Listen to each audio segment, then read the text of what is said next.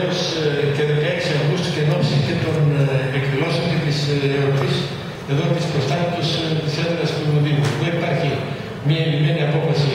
από τις 30 του 2008, όπου δεν χρειάζεται καμία απόφαση, απλά ενημέρωση. Δεν χρειάζεται καμία άλλη απόφαση, ήδη από την σχετική απόφαση δημάρχου, που σημαίνει ότι για το επίμαχο χρονικό διάστημα, το δεδομένο ότι είναι καθολική απέτηση αφενός μεν και των επαγγελματιών και όχι μόνο της Αλεξάνδρειας αλλά και της δημοτικής κοινότητας, από 13 έως 16 Αυγούστου και από τις 9 μετά μεσημβρία στις 5 προμεσημβρίες,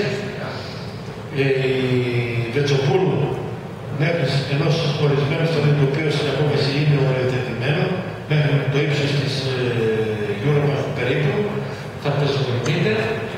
και βέβαια εναπόκειται και εδώ στο Δημοτικό Συμβούλιο με απόφαση στην Μάρκο και οπουδήποτε αλλού κρυφτεί σκόπιμο να γίνονται